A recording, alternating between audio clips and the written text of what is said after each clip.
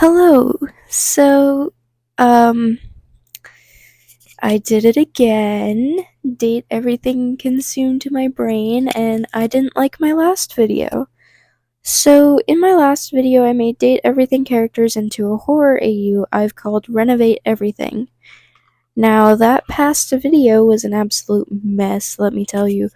I was sleep deprived the entire time, and you could tell, and everything was severely unscripted, so I've decided to remake the video. So yeah, in this video I'll be redesigning Volt, Eddie, Mitchell, and Dorian, the original characters in that video. Now, they're not my characters, they're Date Everything's characters, so, you know. This AU is supposed to be a game-like thing. It's more of like a visual novel and point-and-click type of game with like some cutscenes and like Undertale battle-like stuff. Now, don't get too excited. I can't code. I can't design like 500 datables for this AU. The reason I bring this game idea up is because it'd be really cool to make it an actual game, but unfortunately, probably due to copyright reasons and due to my inability to code, we can't do that. So, this is kind of like my little game pitch thing. In this video, I'll first cover the basic roles and story in the game pitch thing, and then the people I'm redesigning and their abilities. Also, this is going to have a fan fiction made by me on AO3, which is Harpy Haven, by the way. I might put that at the end of the video, but I'm not sure. I can't remember if it's on my socials card. So yeah. I'm gonna try not to spoil the story too much because hopefully it'll be in the fanfic. I will also have it linked below. Currently, at the time of writing and recording this, I have chapter 1 done, and it's the only thing up right now. And the time I wrote the script was Saturday, February 14th. Right now, as of recording this, it is Sunday, April 19th. I'm trying to get this done before June. When date everything actually released. So yeah, I'm trying to get this fully edited by June/July of 2026. Oh my god. Now, before we get into this, I have 3 things to say. I am slightly sick as when I'm recording this, so if you hear me sniffling, that's why, and if I can't speak sometimes, that's why. Other 2 things. This is just an AU. This is not me trying to say that I can design the characters way better or that I hate the game. I love the game. I finally have it in my hands, which is absolutely awesome. And the reason I'm making this is because I love the game. I love the stories and the characters, and it's a really fun thing.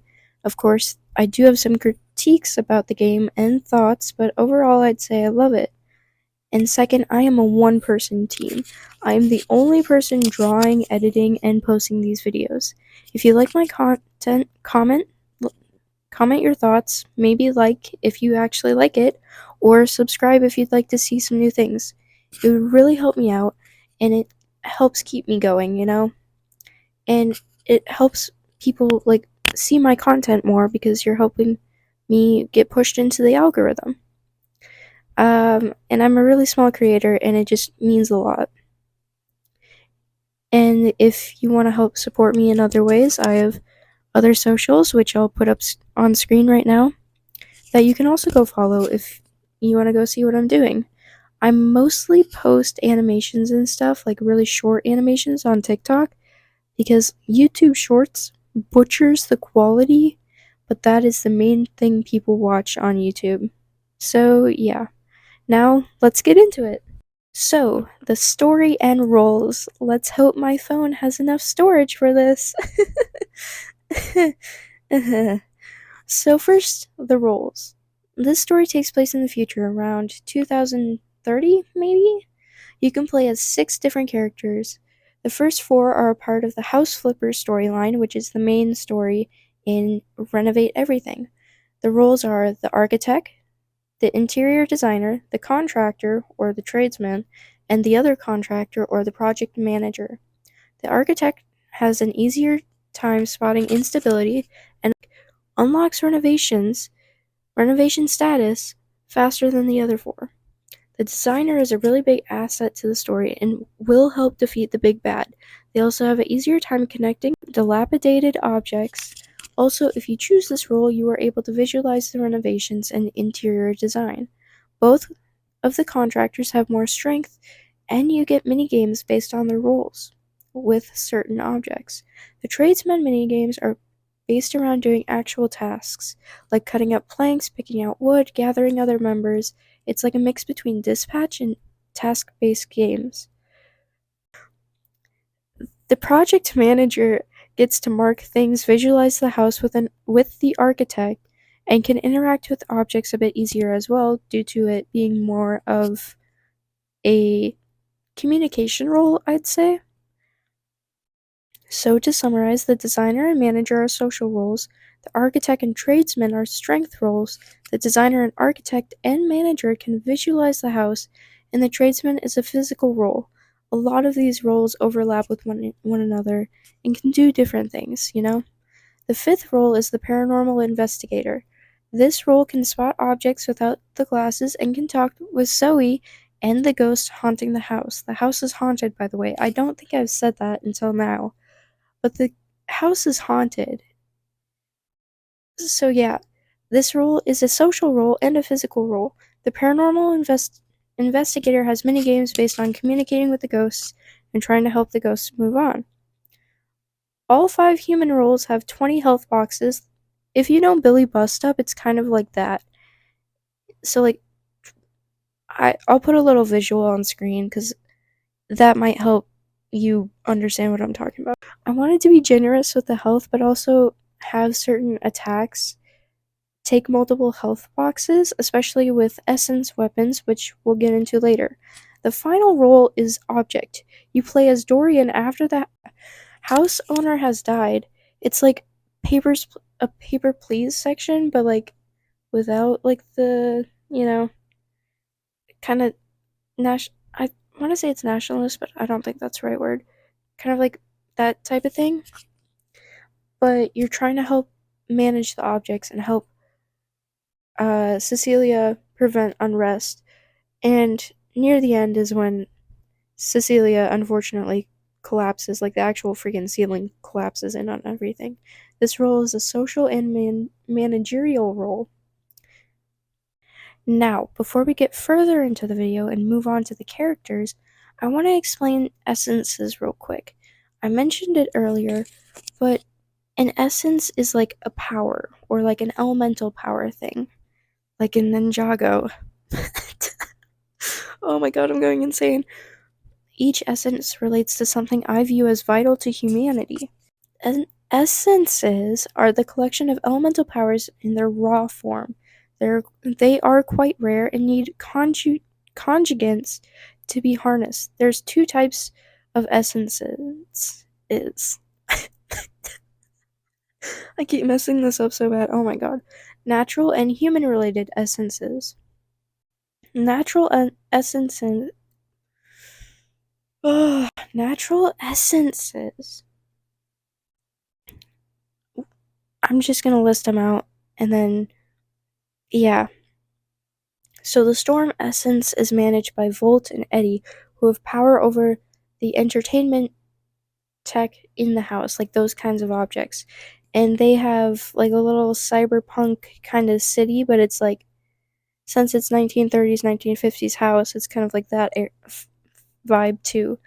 The fire essence is managed by Dante, who manages the heated appliances and kind of rules over them. Cooled essence is managed by Freddy, who manages the appliances that keep things cool, like the fridge, freezer, few things in the cellar. Yes, the house has a cellar, and stuff like that. Earth essence is managed by Wrong Mafawia? I don't think I can say that. Oh god, I feel bad. I butchered that so bad. Wrong my Fanhua? Wrong my who? No? What am I saying now? Who manages like the plant related objects or earth related objects such as Florence, Wallace, Prissy, I believe? Stuff like that. Water Essence is managed by River, who has control over water based objects. She rules over the bathroom and the washing room. Air Essence is managed by Erin. She has basically detached herself from most objects besides Dante and River because, fire needs air to as a fuel and water is made of hydrogen and oxygen, H2O. Light Essence is managed by Lux, who is now called Lucan because he's going to be like an older kind of thing. Like, think like not really Renaissance, but like Victorian era type stuff. He works with Volt and encompasses both natural and human made light, and he doesn't really manage any objects or run a district or anything. Dark Essence is managed by Skips, who now looks like a newspaper boy. He doesn't manage anything but has been taken under Lucan's wing. Chaos Essence is managed by Damon, who doesn't rule over anything and keeps to himself. Damien? It's spelled Damon, but I think it's Damien. Just a note, Winifred can share the essences with Dante and Freddy just because she's like, water heater thing. So she's also in contact with River and Erin, but they have like a good relationship. Now on to the human essences. Consumption essence is the thing that keeps everything alive. Michael manages that. Michael? Michael? Who is Michael? Mitchell manages this essence, but it has been taken over by Freddy due to Mitchell being compromised, and you will see what he looks like later. Memory essence or history essence has been broken into 4 main parts, and each part has been given to Lady Memorial. Memorial? I'm having a hard time speaking. I'm so sorry, guys. Lady Memoria, Lyric, Bodhi, and Teddy. They each have a part of the storage closet they share with Volt and Eddie and a few of the attic and closet folk, Tony, Parker, etc. Time essence is also managed by Lyric, but it's also managed by Timothy, and they technically do not rule over anything. Feelings/soul essence has been broken into 5 main parts and given to Felice, and OC, which is friendship, Skylar and Louie, who both represent love, Reggie, who represents hate, and Achilles, who represents rage. None manage anything. Sleep essence is broken into 2 and given to Nightmare, and Danny, who is an OC, who represents dreams, but the dreams essence has been given to Betty due to Danny going missing. The rest of the house is broken into districts or areas certain objects have partial rule over. Think of the hierarchy as Cecilia, the essence wielders, and then the rest of the objects who have like districts and stuff. They're like, the essence wielders are like governors, and then Cecilia is like the president, which is like a huge oversimplification and very bad way to describe the hierarchy, but that's the best I got. Cecilia is the highest on the hierarchy because we don't want one essence holder to be ruling over everybody, because then that places too much power in their hands and then they could go crazy over it. So if we have a non-essence holder over them to manage them, that kind of like balances everything out. Now on to the characters. Alright, on to the character designs. So Volt, I made a before and after design for everybody. Volt and Eddie still manage the bar together in this universe, but they both have access to the storm essence. Volt is the only one who can really harness it, being literal electricity and all. In this universe, he was charming in his heyday. He was the host of the bar and would help serve customers. He also managed the more social aspect of the business. He talked to officials, investors, customers, stuff like that. I really liked his canon design overall, but his anger form, I feel like it's a bit ugly color-wise. Plus, I feel like the blue was too similar to Eddie. So I actually took actual pictures of storms and lightning for colors off of Google. Also, a few days ago, around Friday of February 13th, bro, I am filming this voiceover on April 21st. Oh, okay. Um, we love this script. I thought yellow for color while listening to Hear My Hope from Hazbin Hotel, specifically Lute's part. I wonder why you were thinking of yellow. It's not like she has a yellow arm or any of the angels have a bunch of yellow on them. You were subliminally messaged, bro. Yeah. But anyways, after the death of the previous homeowner, who we'll call PH for short, because I'm not going to say previous homeowner and stumble over my words every 2 seconds, okay? He spiraled a bit. He became insecure about the future, and establishing power would create a safety net for him and Eddie in the bar. So, he established the Order of Electricity, a net where he was trying to establish power through cultish ways and had the electrical objects worship him like a god because of the storm essence. And when I say electrical objects, I mean like radio. They didn't have TVs back then. Yeah, radio. Uh, whatever else old timey electronic there is out there because I cannot think of any right now. Eddie was on board with this at first due to the stability it'd be bearing, but wait, they wouldn't be seen as the charmer and the bartender anymore. They'd be more respected. But gaining a bit of power quickly got to Volt's head. He gained more confidence and became a bit more reckless, a bit more brash and overconfident. The day the ceiling caved in was the day Volt lost everything. He lost his one true pride, his face. It was now torn off by splintered wood and shingles. It hurt his knee in the process, damaging his leg and arm. Eddie looked better than Volt, but was shaken up. The rest of the objects had scattered. After the ceiling had collapsed, it left a power vacuum, so Volt immediately sought power, using his essence and shotgun to gain power through fear and keep his followers near him. And just as the rot settled into the house, Eddie and Volt's codependent relationship rotted, and Eddie distanced himself from the man he secretly loved. He was all for it at first, but this man was not this same man he recognized anymore. Obsessed with power, obsessed with violence, hurting objects. So he helped the people restore the house. Maybe that could make things go back to normal.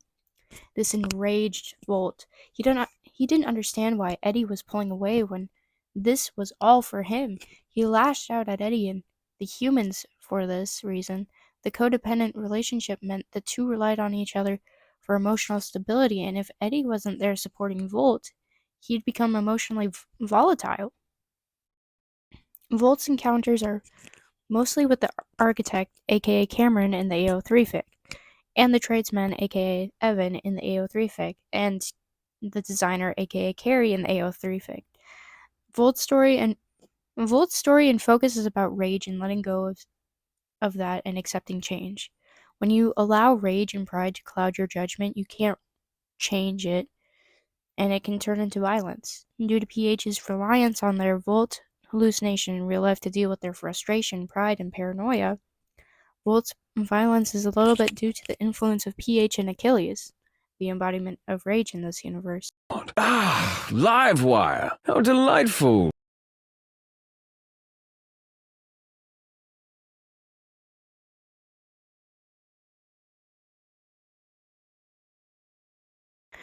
Alright, so Eddie. I love Eddie's original design, but for this AU, he has to fit into the 1930s to 1950s timeline because the house was built in the 1930s and functional until the 1950s.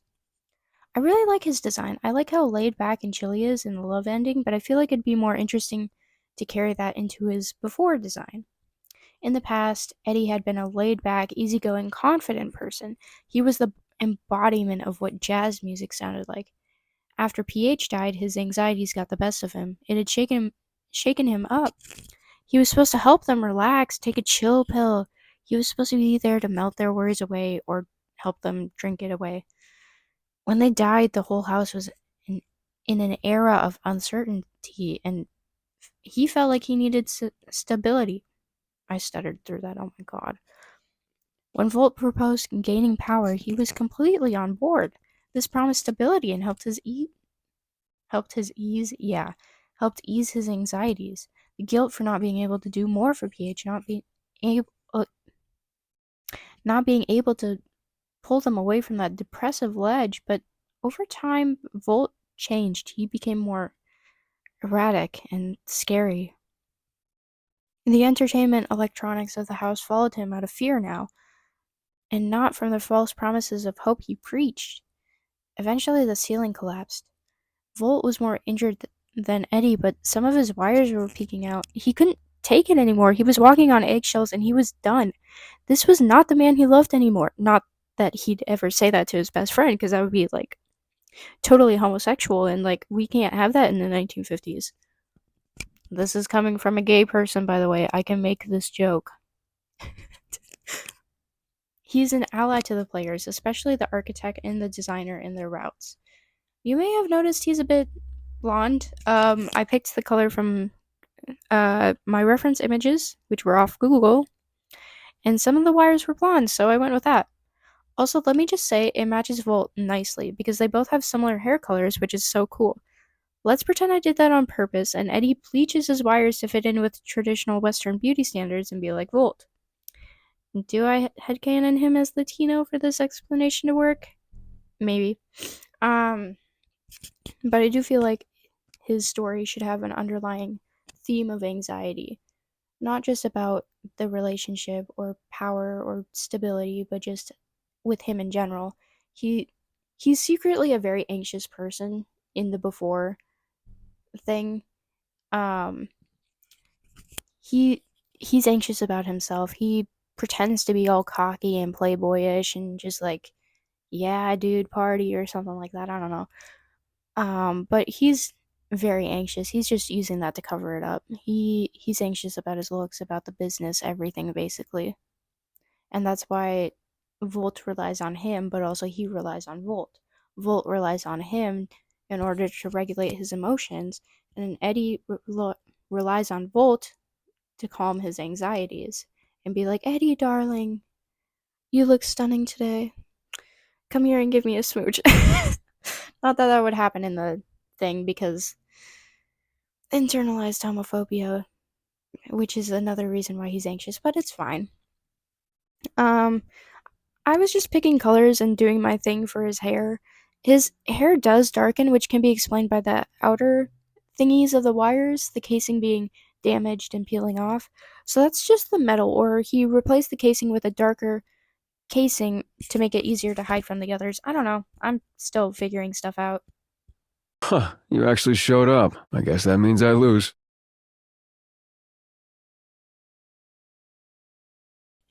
Okay, so Mitchell. I love him in all honesty. He's such an interesting character, and I unfortunately embarrassed myself in front of him on our first food date and date everything, but it's fine. I had a hard time coming up with what time period he should be inspired by because food has been around forever. It wasn't suddenly invented in the 1930s. But indulgence in food in the upper classes did become a big thing during the 16th and 17th century, which is around the Renaissance era and the scientific revolution era. I wanted him to look rich and stuff because back then royalty heavily indulged in food, and he is a food critic in game. I didn't have any specific foods in mind when I first designed him in my previous video, which I have unlisted by the way, because it's a mess and I was super sleep deprived and I was like, yeah, and then they do that. But I did do some research on foods that were from that time period and were super popular with the rich and used those for reference. In his heyday, he was a thespian.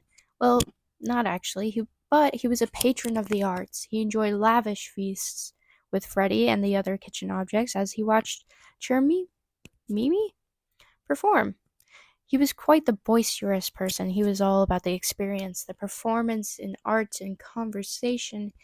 He was fearful of the others when the ceiling collapsed, preferring to side with Freddy and stay out of the turf wars that happened after. He wasn't the fighting type and was more fearful of it. Freddy acts as his protector and caretaker now that he's rotting away and brain dead. His second inspiration was from the Resident Evil games, in terms of horror and zombies. I might make a Resident Evil video rewriting everything in the future. He's brain dead, a walking shell of what he was.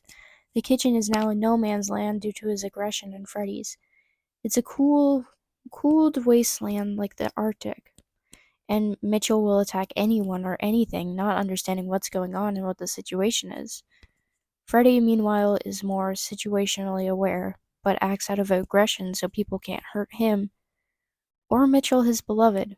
They're dating in my AU because I like it and nobody can stop my yaoi. Nobody can stop my doomed yaoi. So, yeah. I have to say, I already find your taste quite impressive.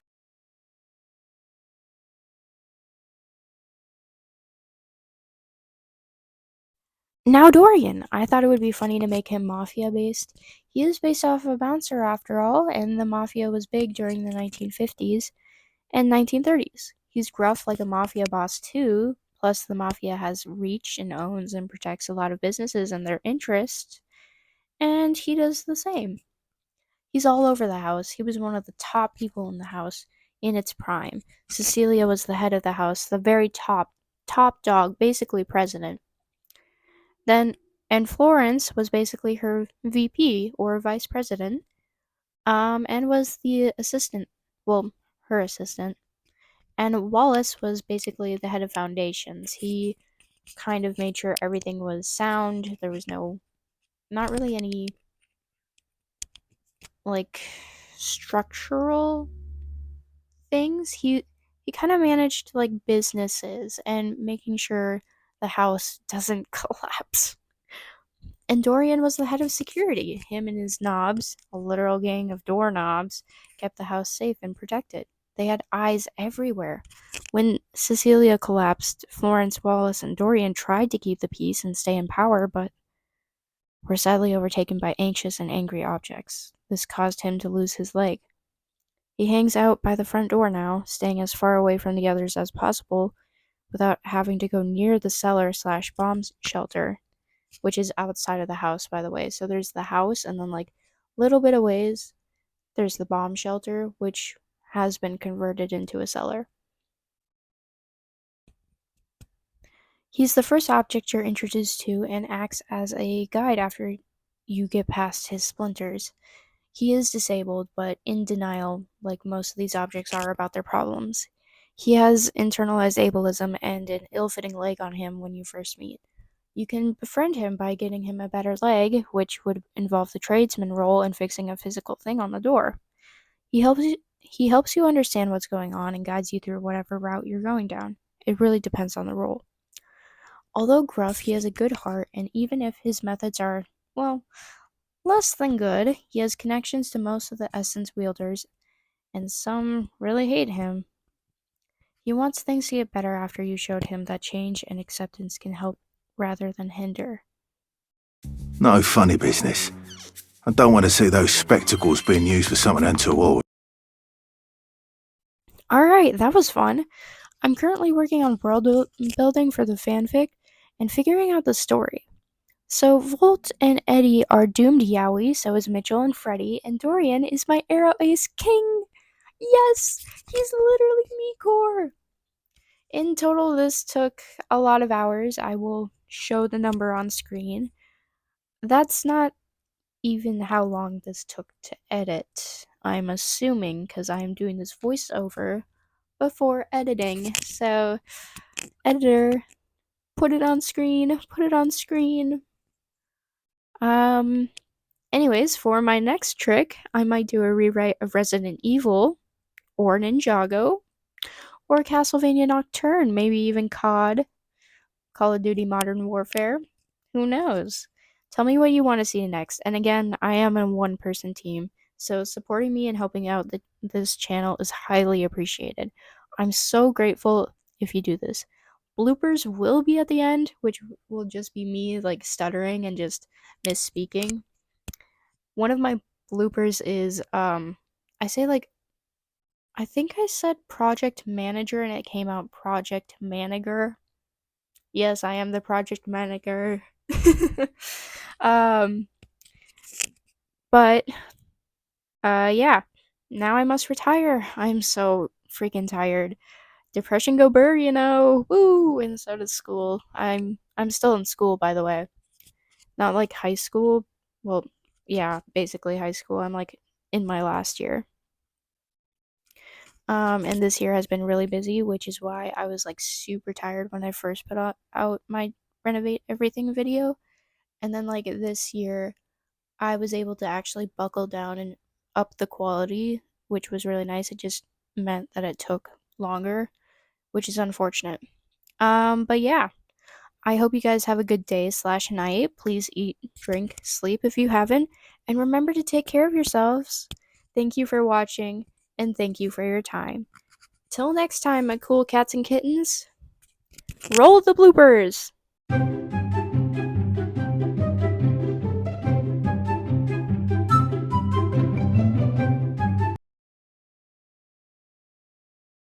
I'm editing that out. Project manager. I'm leaving that in because that's freaking. Each having a different. Oh, I mentioned that in my script. Old host owner. Yeah, essences. Essences.